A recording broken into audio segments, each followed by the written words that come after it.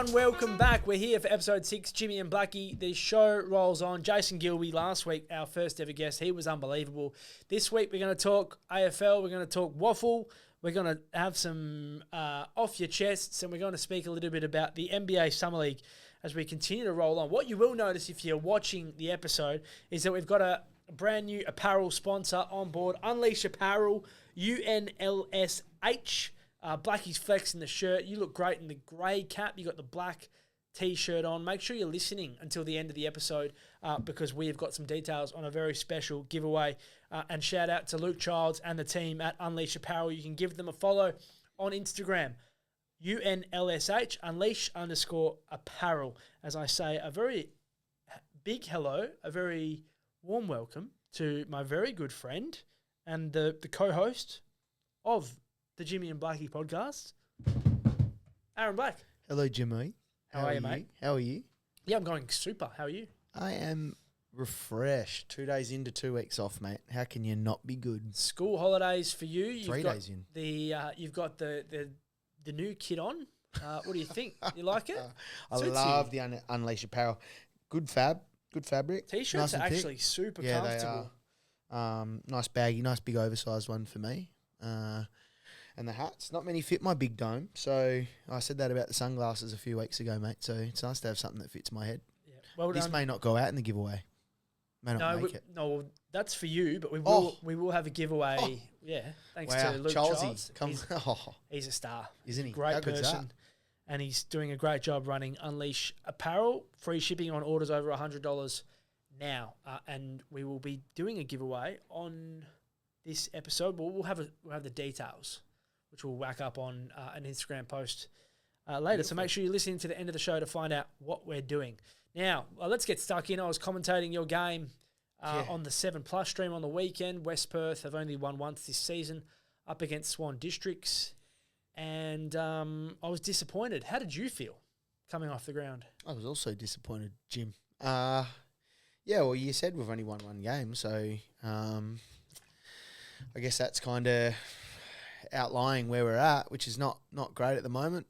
Every few weeks we piece together some remnants of, I guess, a solid effort, and it's probably just not consistent enough at the moment, which is obviously disappointing. But I think I say this every week. We talk about it, mate. We've got a young group. So come on, change the tune. There's a lot of building to do, put it that way. Look, it's not, I'm not saying that it's easy. It's hard. Like, middle of winter, dark in the morning, dark when you get to training, cold, wet, and you're not seeing results on the board when, we're a winning club. It's challenging, but that's just a part of playing sport, isn't it? Well, when you're playing elite level sport like you are, it is professional. Some people call it semi-professional, but I think the guys and women in the Waffle W put an enormous amount of work in for what they have to do for their respective clubs. So, I couldn't imagine how much strain it puts on you physically and mentally. And I guess that's why I wanted to bring up with you. So I saw a post this week suggesting, now I know that your 300th game is around the corner. Yeah. So can you clarify for us, is it 300? I know you've got your 300th game in the Waffle coming up later this year. Yep.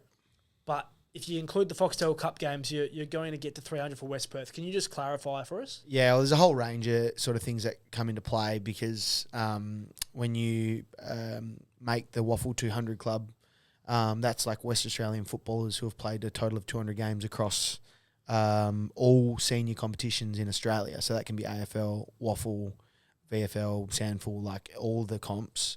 But if you're from WA, you play 200 senior games. So that would include state games, Foxtel Cup as well, right? So in terms of senior football games, I think I'm up to 307 now already, if you include one AFL, 7 state games, 4 Foxtel Cups, and all my West Perth games, right?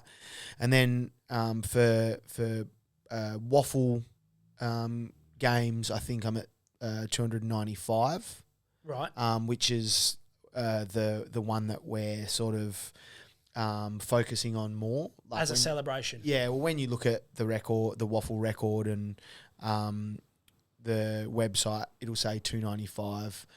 Some of the alternate stats sites and things like that will say 299 because they'll include Foxtel Cup games as a West Perth game, which it is, but the Waffle sort of don't recognise it. So I'm 295, which is crazy to think about. And I know that we'll have an episode, or we'll talk about a bit of my journey in the coming weeks when that's a little bit closer. But it's crazy to think that, you know, I'm at that number now, and we'll celebrate that in a few weeks. So hopefully that clears a few things up.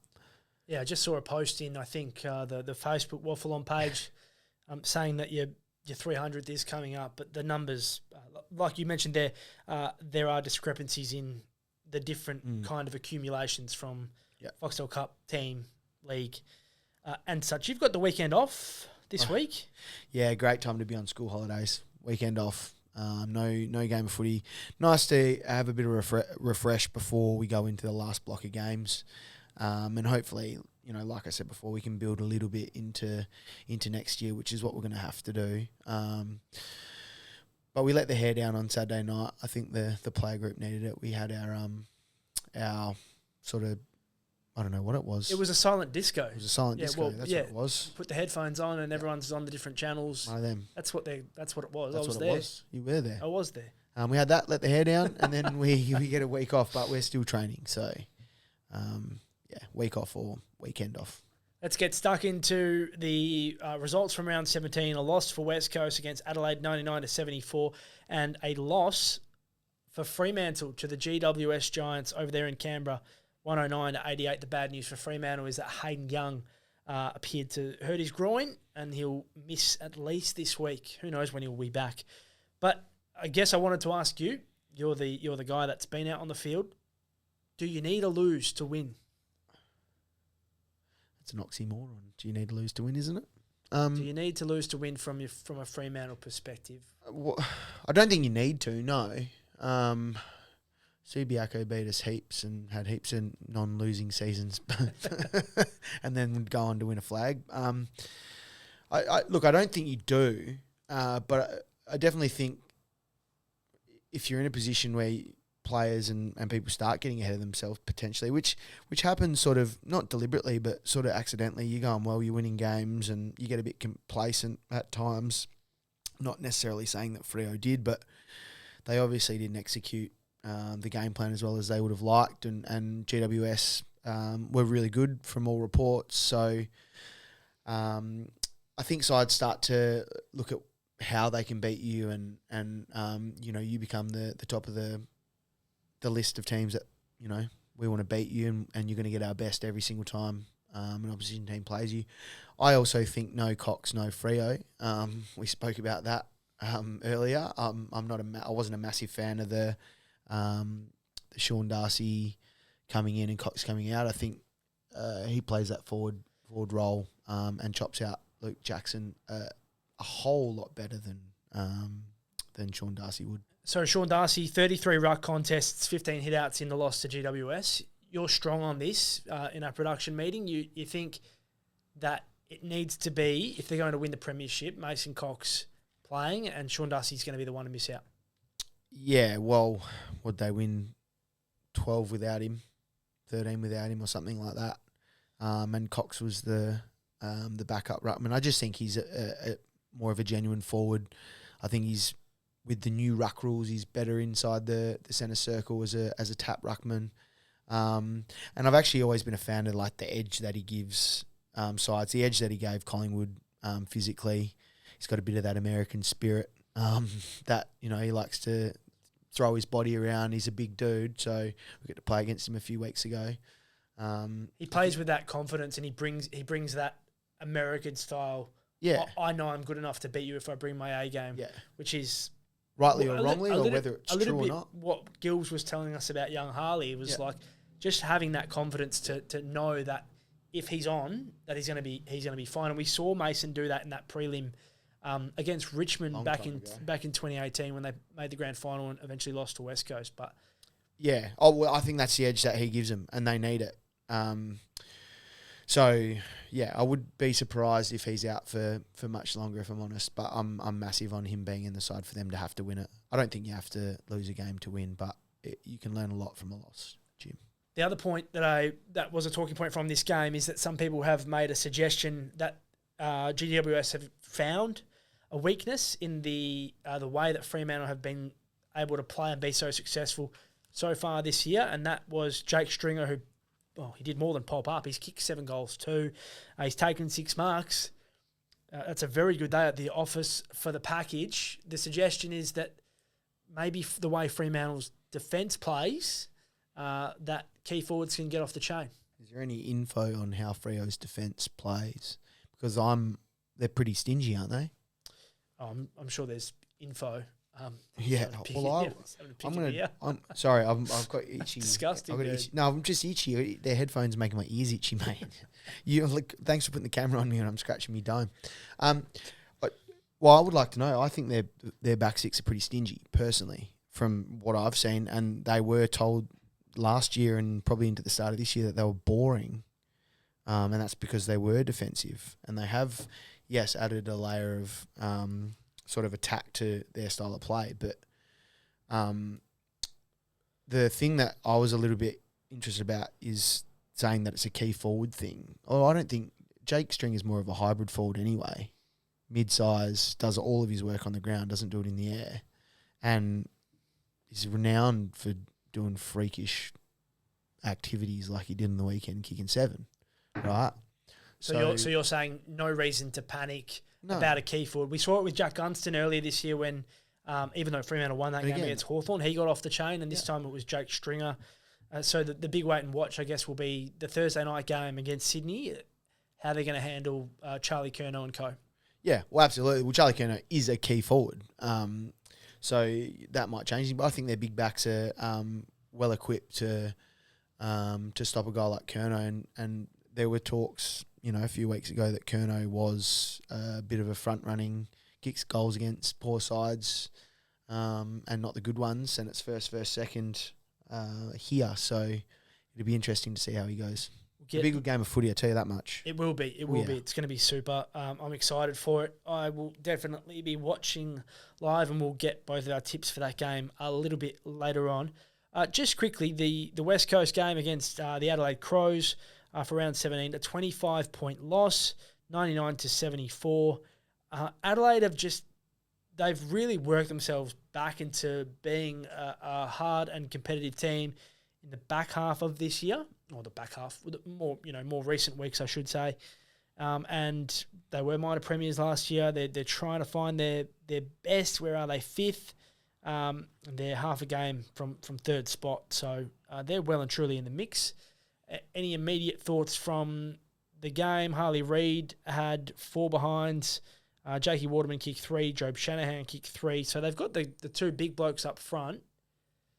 But it was just Jordan Dawson, who's a big Brownlow medal chance, who was one of the players on the day that ran rampant 27 and a goal. He's been amazing the last few weeks, Jordan Dawson. Yeah, he's a star. It'd be the All-Australian captain from here. So I was just having a chuckle because people talking about Freo. I know I'm going to go back to Freo very quickly. Sorry. Good spiel on Adelaide West Coast and how well Adelaide are going. But what do you need to speak? What do you want to raise about Fremantle? They're the best defensive side in the comp. On which number? Points against. Yeah, so they're number 1? Yeah. Yep. No issue with their defence then. Move on. Sorry. You just want to make the point. Yeah, anyway, sorry. Go okay. Jordan Dawson. Woohoo. He's a star. And you're right. They have built into the season nicely. They're probably built into it probably a little slower than they would have liked, I would imagine.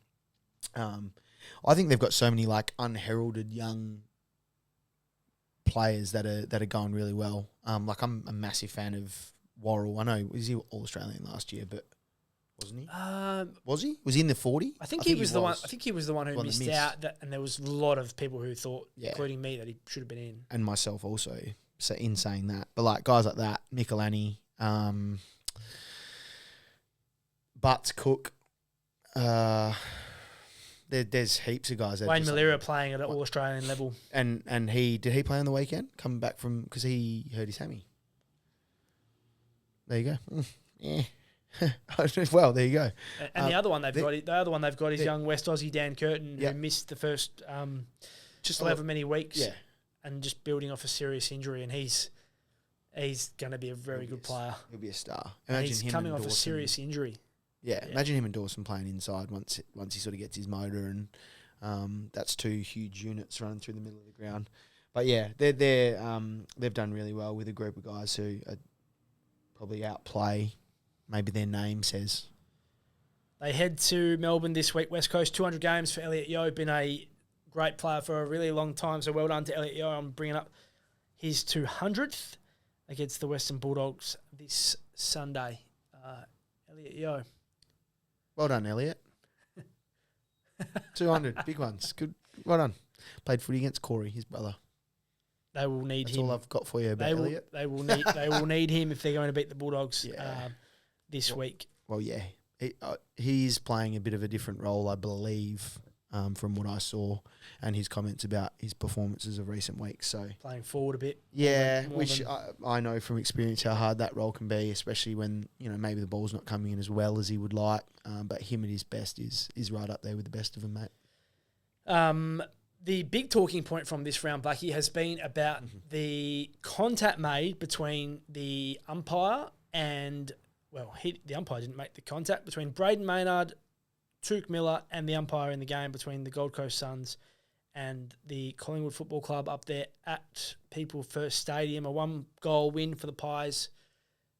Now, please call me out if I'm wrong on this, but I don't think I am wrong. They absolutely stuffed this up, the AFL.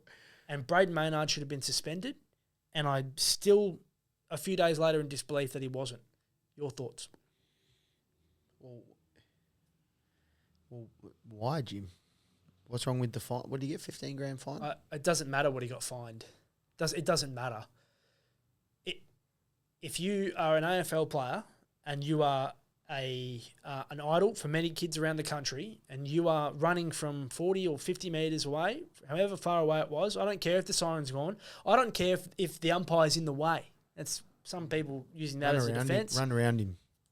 Don't go anywhere near him, and don't push him out the way, because it sends a shocking message to Jane Doe and John Doe, who were trying to, or who want to be umpires and come through the system, and eventually we need them in the game, Blacky. They need to be well supported. So the fact that a player he didn't do it aggressively, but the fact that he's touched him and kind of pushed him and moved him out the way was a terrible look, and I can't believe he didn't get suspended. Should the umpire be where he was? They have a duty to control the game, so I understand. So when he's standing in the middle of seven guys wrestling, I think he was just trying to. I mean, this is the thing. Are the players listening to him when he's telling them, "Oh, don't do this and don't do that and don't do this. You walk off, go away. You're going to get a fine." No, we're not. You think Bruzzy Maynard's listening? No, well, he wasn't, but he ran away. He ran from ages away to get involved. That boy's seeing red. He's seeing red, and there's no way he's listening. But none of them are, because when your mate's getting ragdolled or you've been hammered off the ball and smashed that by guy's Ben Long. the guy that he's coming for's ran through him. You can't stop that from happening. But you shouldn't be standing in the middle of the group, mate. Now I'm not saying sure if he was in the middle of the group. Was he? Put it up and snap it. Put the picture there. He's standing in the mid. Well, in the edge. He's 40%. definitely in the vicinity. He's standing and he's touching players as well. And granted, I'm not saying what he did was the right thing, but I don't think the umpire's in the best position either to get people out of that situation. He should just be standing there blowing his whistle. It's funny, isn't it, though? Because this all happens after the siren, and it's almost as if that when the siren goes, there's no control anymore. So they can't.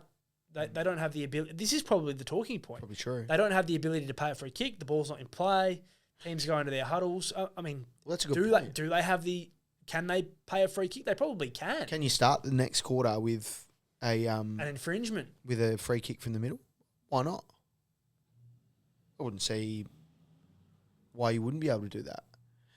It would make sense. You're probably going to stop that stuff. Well, you're not going to stop that stuff from happening. It's going to happen. It's good to see a little bit of biff back in the footy. it's great. It's Absolutely. great to see the biff and it's great to see the passion, but it's not good to see players like Braden Maynard moving an umpire out the way. And we actually have a case, like a similar case that has happened in recent years, and that was when Toby Green basically walked and brushed into an umpire, and he got 6 weeks. And he makes direct contact with an umpire who has to move his body out of the way. And here, now I think Maynard's moved him out of the way. I love Toby, and I think they're very different. Okay.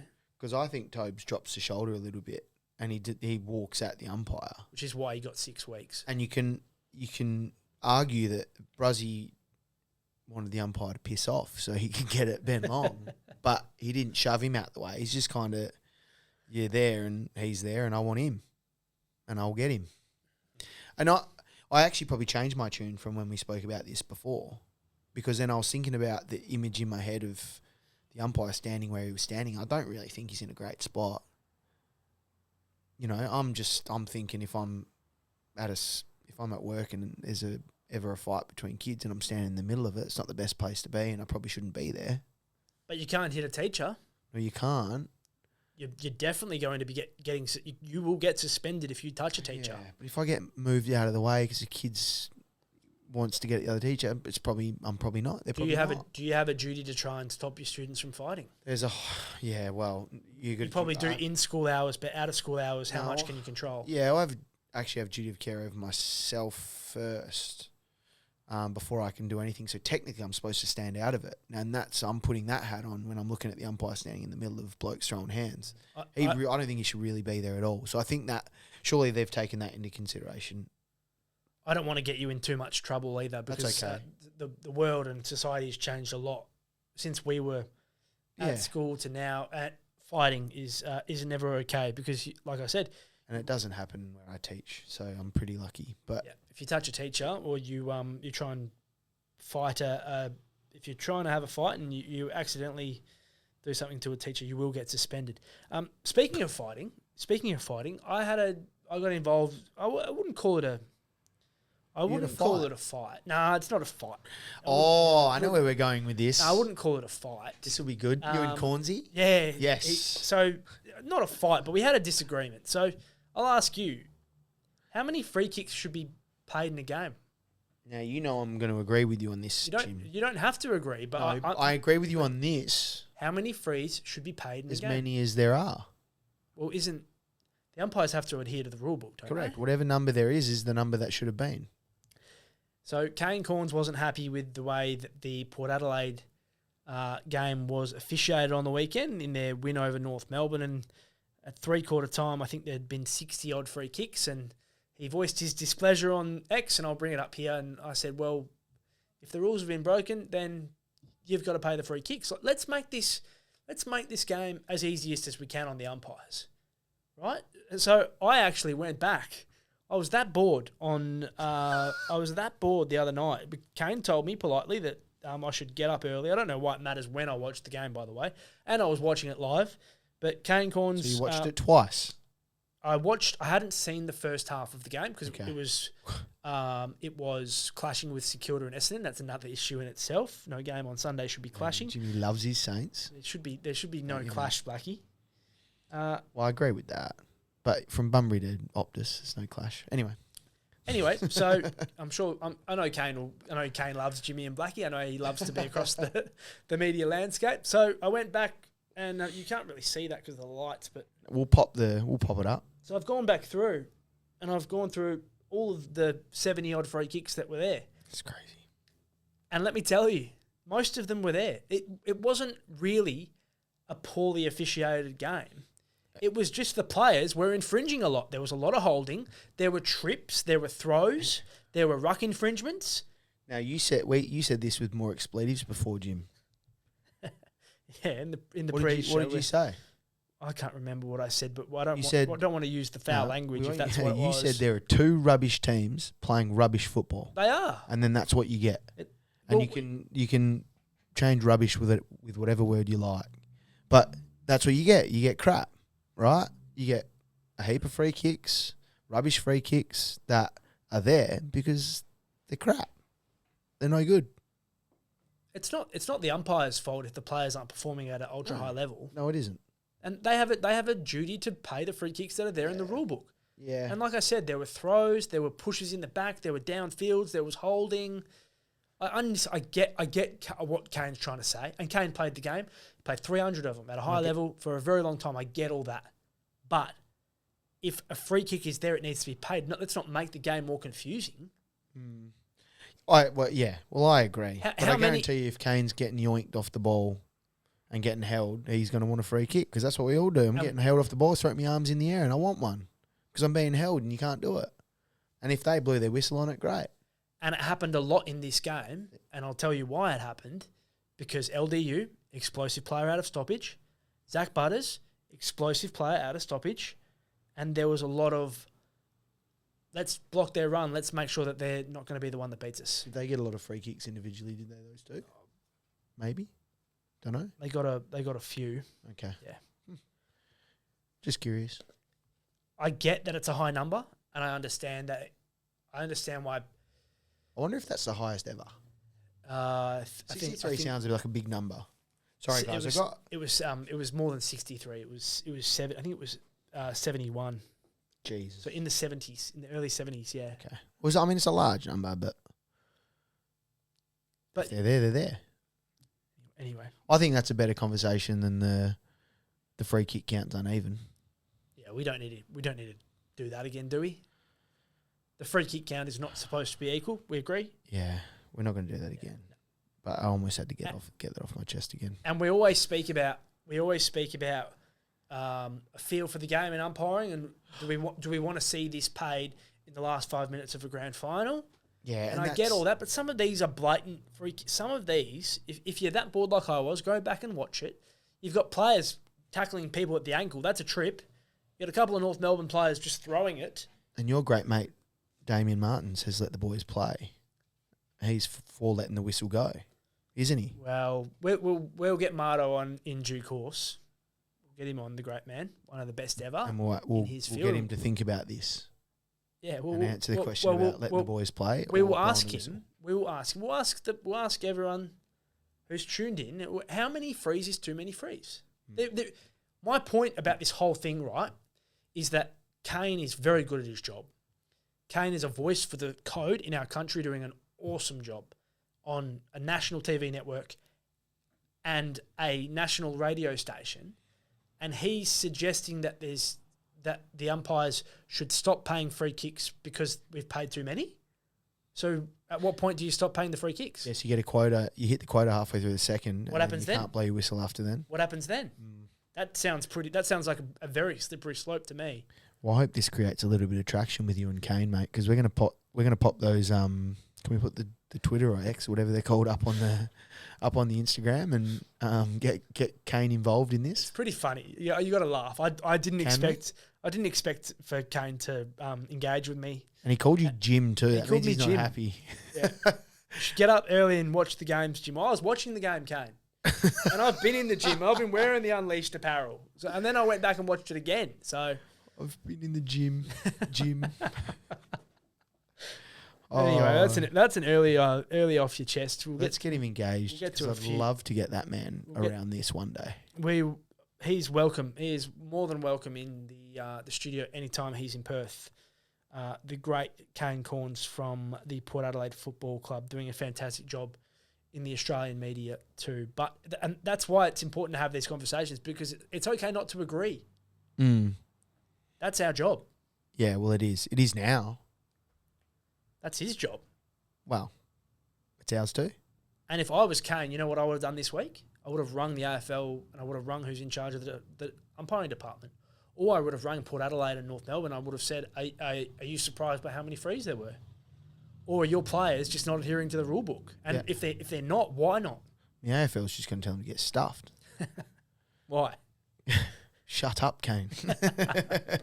They've got a lot of issues at the moment to get through. Well, like you said, Jim, you don't think the AFL and the umpires have gone back through and looked at them all and gone, "Oh, should they be paid?" And they've done the exact same thing as you. Well, you're a player. It's their job. The umpires are professional. I would assume that the umpires would go back through and watch the game and have a look and go, "Absolutely, was this there? Was this there?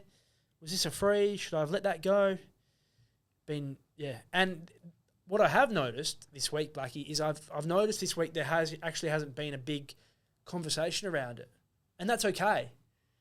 Maybe Kane fired that off prematurely when he was watching the game at 3/4 time, and like I said, most of the umpiring this week, the discussion has been around the whole Maynard Miller incident up on the Gold Coast. Maybe it's not that big of a deal, and he's making it something. Let's move on. Too much umpire talk, Jim. Well, maybe Kane had his Port goggles on, watching Port. Yeah. Sorry, Kane. I don't know. Anyway, let's move again. Too much umpire chat. What else you got for me? Me? Yep. Well, let's get into our tips for this week. You run the show. I'll just answer the questions, mate. What have I got for you? That's enough. You watching any of the World Cup, mate? Yeah, of course. Of course. I've got it off my chest for later in the show. Okay. I'm glad you do. Well, it's not my team, but I've still got an interest in who wins the sweep in our friend group. Let's go. Round 18, Blacky, your tips. The first game of the round is here in Perth, Fremantle versus Sydney. And that'll be an absolute cracker Thursday night. I'm glad we'll be at training instead of watching that. I'm gonna go to Freo. They're allowed to have that one loss, I think. They've been bloody good. What about you, mate? Who you got? Sydney for me. Yeah. You going to go with your Sydney gear on? I will not be at the game. No, Okay. I've got a important function to attend. So it clashes with this one. Friend of the show. Rebrand for A Stitch in Time, which is a shame that you can't come along. So I'll be getting behind Greg Heyer and A Stitch in Time. Their rebrand. So I'm sure it'll be on at the venue. So I'm looking forward to that. The next game of the round is Friday. No overlap here. Collingwood and North Melbourne. Blacky? Oh, Collingwood will win. Did you see... it's a ripping win from them. Did you see our man Sam Swadling's stats from his percentage of game time? He had 20 and 20 and a goal or something. He's a star, man. They must be doing cartwheels at finding him. Like, they must be popping party poppers, and they must be thrilled. They must be very happy. Lucky you said party poppers, mate. I thought you were going to say something else. They'd be celebrating is what I'm saying. They found one. He's a freak. And you know what? I told you should have played him 10 weeks earlier. This one's at Marvel, by the way. Does that change your tune? No, it doesn't. Because they do play better there, North, I reckon. Collingwood will win. Collingwood for me too, mate. St Kilda and Port Adelaide in Melbourne at Marvel. I'm going to go with your mob, and I don't reckon I go with them ever. My mob. Yeah, you love St Kilda. Don't you? I do love this St Kilda football club. I've loved them since I was about 6 years old. Yeah, and you've got evidence of that on the... photos with players and David Armitage and Fraser Gehrig and Nick Rewalt when he was younger. G-Train. One of my favourite players ever, the big G-Train. One of the great men. St Kilda win this game. If they are going to be a wildcard team, they've got to win. GWS Geelong. Well, you would think the Cats would win, but GWS were very good last week. But I will go with the Catamaran. I'm picking. I'm picking GWS. Are you laughing at Catamaran? I'm laughing at you. But now you're going with GWS. Yeah, okay. Picking GWS. Big wait and watch on Jeremy Cameron, who's playing with a broken arm. No other real way to say it. You ever played with a broken bone? Not that I know of. I'm out of sight, out of mind, mate. So probably at some stage. Well, he's got a big fat cast on his arm, and he's not 100%, and he's still playing. And he's not touching the footy. That's a problem. Carlton Hawthorn, Blacky. It's actually tougher than at the G. Your team. It's at the G. My team. Josh Fraser has this mob absolutely rolling. And you know what? Ba-ba-da-da-da. I'm going to go with the Blues, but I like Hawthorn.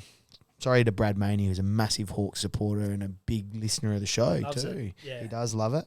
But just because Carlton are on an absolute roll, and I like to get on I'm a front runner, obviously, because I was on Freo every week, and I've been on Carlton every week, and I think they'll win again. Hawthorn were atrocious. Also true. In the first half last week, so they just have to bounce back, I would think, in this one. They should beat Carlton. even though they're going really well, I think Hawthorn have just got more weapons up front. Adelaide and Gold Coast. This will just about end the Sun season. Yeah, it will end the Sun season, and Adelaide will win at Adelaide Oval. Jim? I'm with you. There's 3 Sunday games. The first is Elliot Yo's 200th. Well done to him. Great career so far. Eagles premiership player. And Can they lift for him? And unlucky on the loss, Elliot. They can't beat the Western Bulldogs. They can't beat the Dogs. I'm surprised the Dogs are going so well. If I'm honest.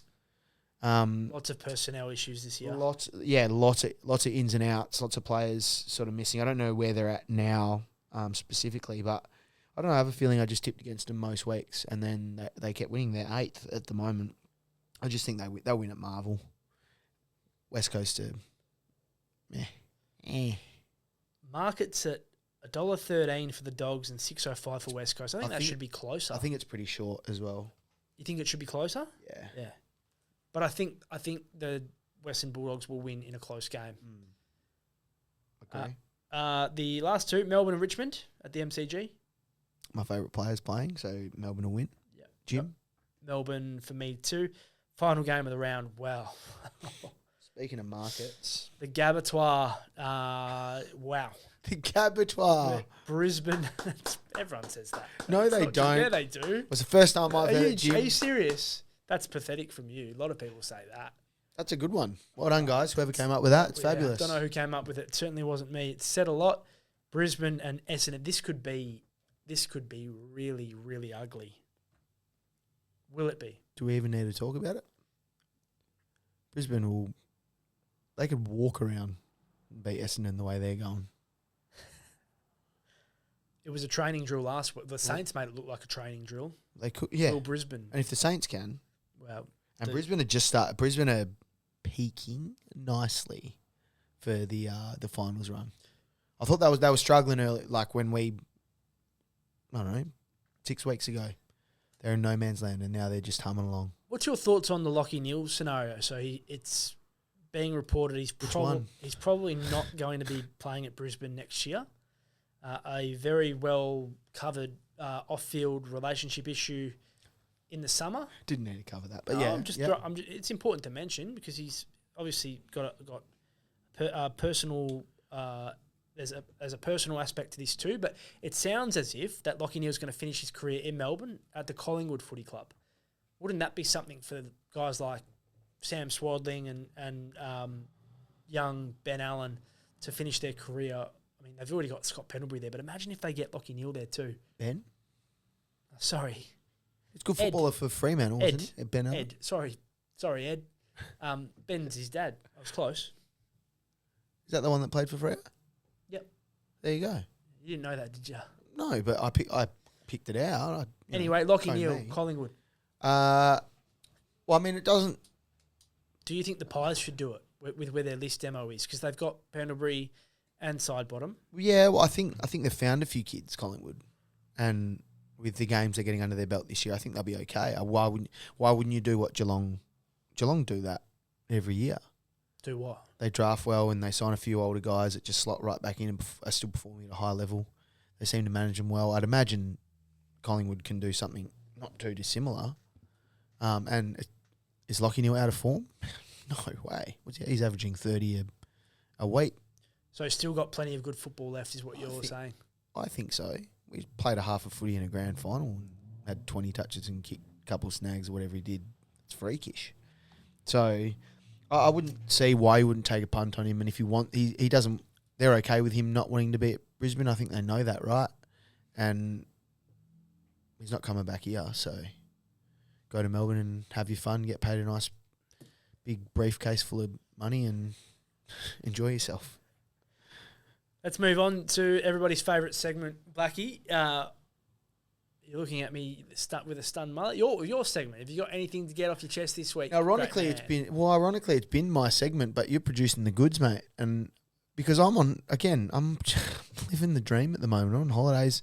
Everything that has pissed me off in the 1 week. You know? I'm sure you mean to say off your chest, not piss you off. Well, it's the same thing. I'll tell you what, I've got one for you. So pretty I'm well just- documented. We missed an episode, and Jace Gilby, the great man, came back for us. But there were some technical issues, and we love Jace Gilby, and he came back and he did the podcast a second time. But you told everyone at the club. So at the silent disco, which we mentioned earlier, you've gone and told every single person, "Oh, no episode this week because Jimmy stuffed it up." So I need to get that off my chest. How about you be better? Now, I can confirm that it wasn't that week. Now, I've got to get something off my chest, Jim, because that's probably what I should have got off the week that we recorded and it didn't come up. Yeah. Make sure you check the sound before. Nah, I'm only kidding. It's a 50-50 partnership. It is 50-50. And at the moment, but it doesn't stay 50-50, Jim. Sometimes we give a little more. Sometimes we take a little more, mate. That's fair enough. But I thought, I'm not going to take the blame for this. While Jimmy's got no leg to stand on, I'm throwing it his way. And I've got everyone at the footy club thinking that Jim stuffed it up. But in fact, it was the both of us. But it turns out that, and this is just a bit of clarity on that I think, and we think, the second episode of Jason Gilby was better. Miles better, purely by chance. We just got to dive a little bit deeper into a few other things that we didn't really think we were going to get into, which was actually really cool. And he's an absolute belter fella. And if you haven't listened to it, go back and give the Milkman Jason Gilby episode a listen because he's an absolute ripper. Yeah, if that doesn't get you laughing, I'm not sure what will. He was amazing. And, yeah, it's on your podcast provider. We appreciate everyone going back and we appreciate everyone who's listened so far. But if you want to laugh, go back and listen to the whole thing. Now, I know we both have an issue with this, Jim. Yeah. And this is an off our chest because we probably experience this a fair bit, I think. Not sure.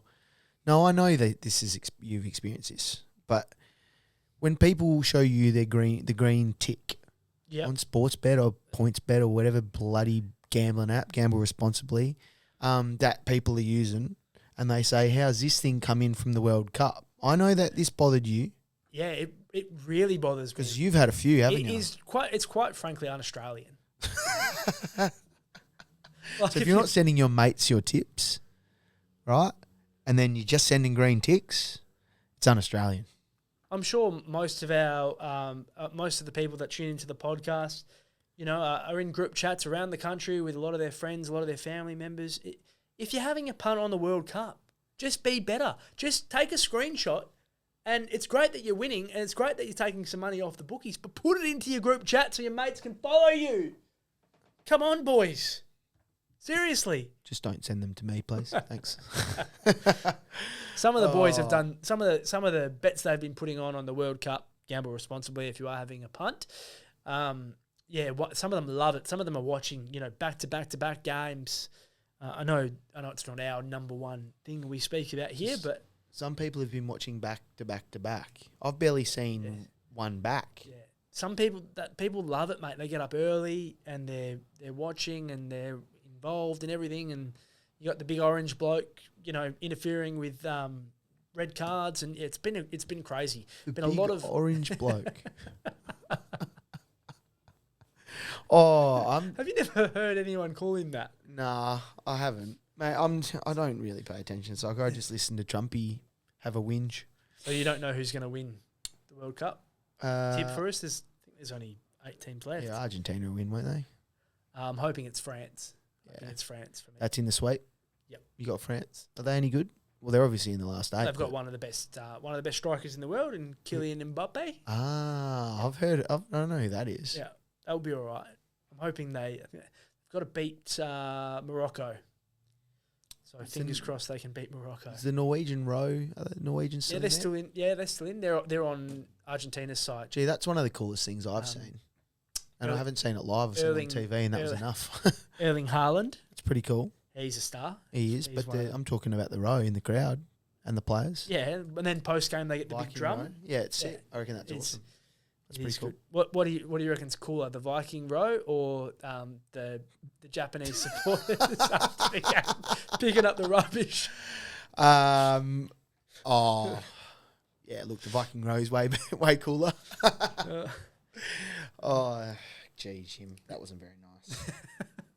I mean, and well done to the Japanese again. Good people. Yeah. Clean country. You should go. Never one day. been. Have you been? You've been. Yeah, save your money and organise a trip to Japan. We'll end the show this week, Blacky. There's a lot of NBA to get through, and I have a massive dilemma, and I need your help. Now, I've somehow found my way. I've got pick one I'm in 2 fantasy leagues, one with you and a whole bunch of the West Perth players, some current and some former players, and I have another league that I'm in where my team is not going too well. I had a 15% chance of getting pick one, and I somehow got it, much to the displeasure of some other people in the league who think maybe that it was a fixed draw. Are you the GM? No, Okay. definitely not. Well, it's not an issue. So it's all legal. It's all good. Yeah, I got blamed for that every time I got the first pick. Now, there's 3 names to pick from, and I don't know who to pick. Darren Peterson, AJ DeBanza, Carlos Boozer. Which one do I pick and why? Well, Carlos Boozer retired a long time ago, but Cam Boozer's still playing. Oh, is yeah. You're joking. Carlos is his old man. Cam Boozer's his son. If you had have asked me this 2 weeks ago, pre-Summer League, I would have said, and pre-Ja Morant trade, even pre-Ja Morant trade, I would have said Cam Boozer. Yep. Post-Ja Morant trade, I think Cam Boozer. If you dive deep into Summer League, which I don't really think you should because it's very dependent on, obviously, player situation, Darren Peterson is looking fabulous, and he's a Kobe fanatic, and he loves Kobe, and he reckons there's a bit of that Kobe dog in him. Then you'd almost argue Darren Peterson. You'd probably go 50-50 between those two, but Washington haven't played yet, I don't think. No, I don't think they have. No, they haven't. So not at the time of this recording. No. So I don't necessarily think his fit's great with Washington and right now. And again, I haven't really seen too much of AJ, but those two. And I actually wouldn't be surprised if Darius Akoof Jr. at Sacramento has a massive year. I think he took 30 shots the other night, and I know it's only the Summer League, but they just waived DeMar DeRozan. So if I'm gonna add a sneaky one and you want to take a flyer in the later rounds, Jim, there's another one for you. But I'd probably Darren Peterson, Cam Boozer, my 2.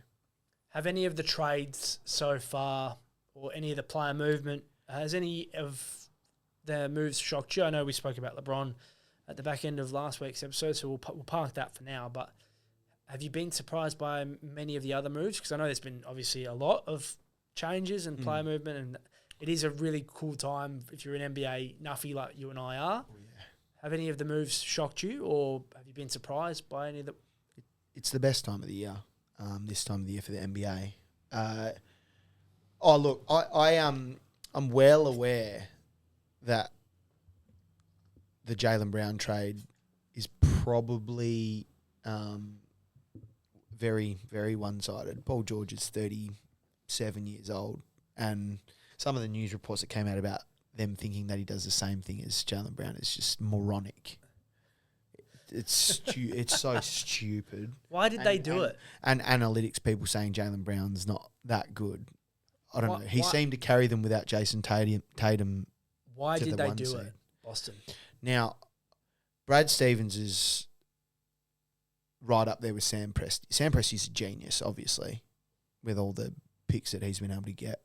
Brad Stevens got put into that role for a reason, and he's made a lot of good decisions to now. There must be something else coming. I don't know what, but he's not an idiot, and I don't think he does stuff like that without having some plan in place or something else coming. And now that might be in a week, a day, or that might be in 6 months, but I wouldn't be surprised if there's something else coming for Boston. But I couldn't tell you why. Yeah, maybe Jalen's streaming too much. I don't know. He doesn't like that. Any other big moves that you expect to... Like, LeBron is the headline here, isn't he? So we covered that last being week. The headline at 42. Like, you're the big... you're 42, and you're still the headline free agent signing in the NBA. That's unbelievable. It's unbelievable what that guy's doing.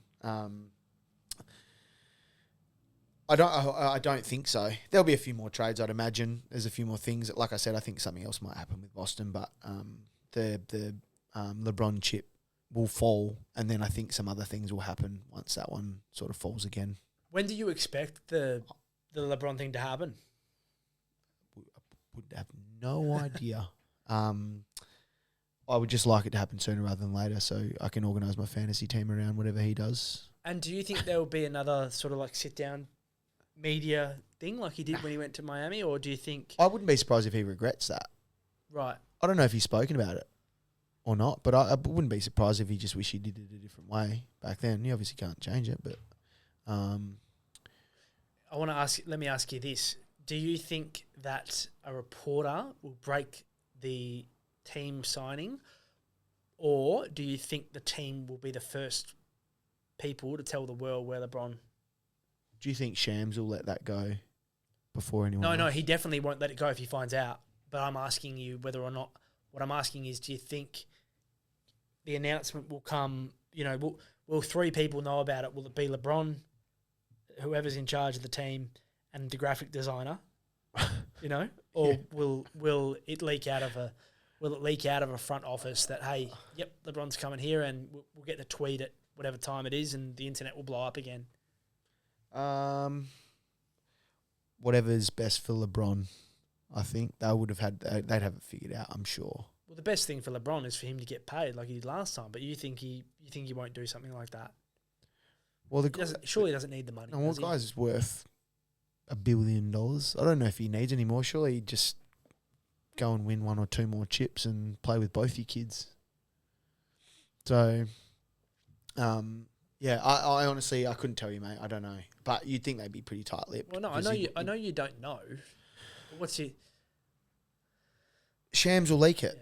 Yeah. There you go. Well, he won't. He'll do his job if he finds out. Yeah. Yeah. He'd already know. Do you LeBron reckon? would already know. Yes. It's only a matter for it to become official. I think so. But I don't know. I know we touched on this in the pre-show meeting. Novak Djokovic keeps on keeping on. Yeah. And I'm a big tennis guy. I love the tennis. Yeah, he is undoubtedly now the best male tennis player ever, and that takes a lot for me to say because I grew up absolutely loving Roger and Rafa, but it's Novak. Absolutely. And Wimbledon's on right now for those who aren't watching the World Cup. And he's probably going to win. Yeah, and he's just he's 39 years old and he's just been out there playing for 5.5 hours, and won. And I've been lucky enough to see him win the final at the Australian Open against Stefanos Tsitsipas all that time ago. And even then, when he was like mid-30s and won, that was still a crazy thought. But yeah, well, he's the greatest tennis player of all time. Is he the greatest athlete you've seen with your own eyes in person? That I've seen in my eyes, with my own eyes.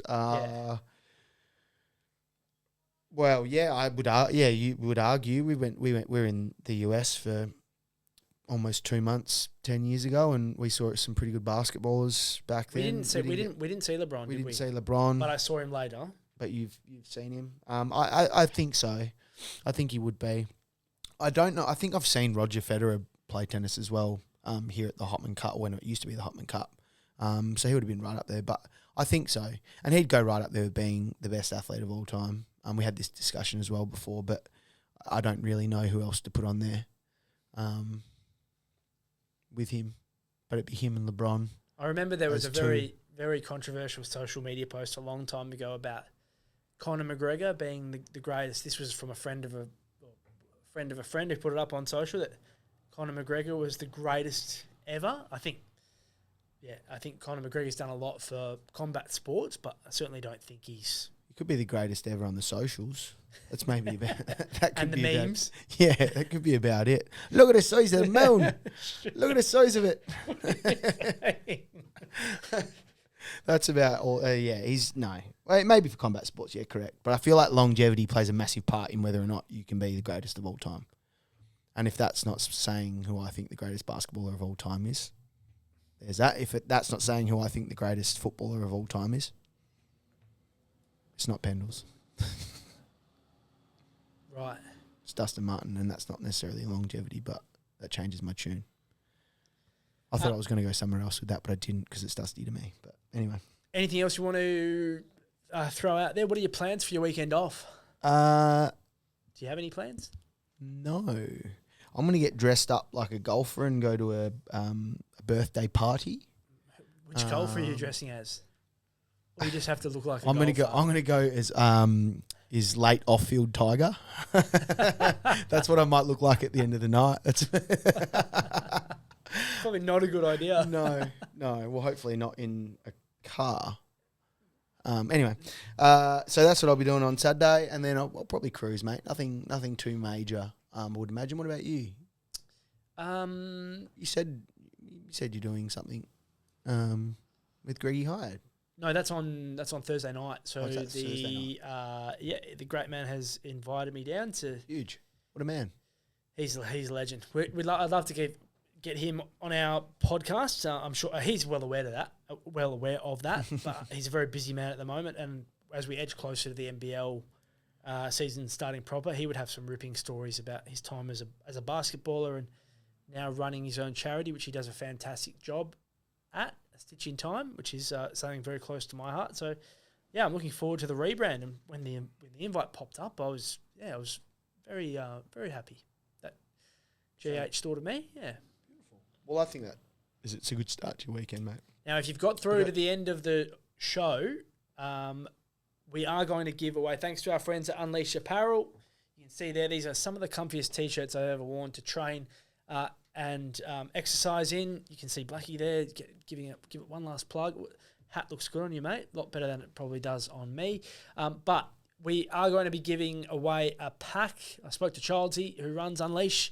I think we're giving away a hat, some socks, and a T-shirt to one lucky listener. So make sure you're following our socials, our Instagram page. All the details will be there, and we will give it away next week. Hopefully we'll have our second guest on the podcast. Now, I know you're going to put the info out there, but they'll need to like or follow both Unleash and Jimmy and Blacky Instagram pages. Definitely.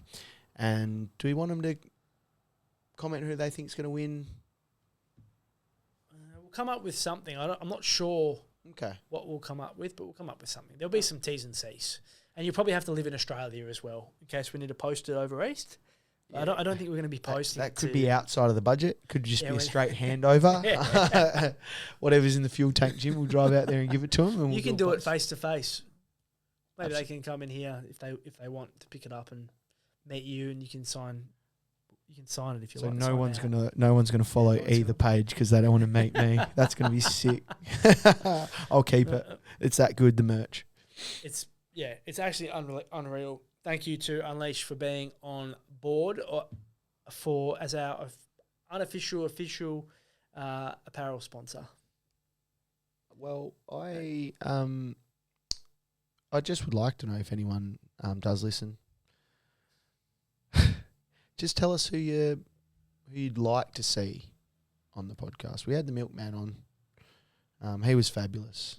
Is there anyone out there that you think might be attainable? Someone that we might be able to get on? There's plenty of. I just want to see some names. We've got some people that we can get in touch with and we can talk to. We've got a list. We've got a list. We're working through it. Yep, we are. But I want to know who the listeners might want to hear from. If there's anyone if there's anyone out of pocket, there's anyone who's been on an AFL list, spent a little bit of time on there, then, got delisted, moved on. What are they doing now? I'd like to know. Let us know. Love that from you. Thanks for your time. We'll do it all again next week. Okay, enjoy the weekend off.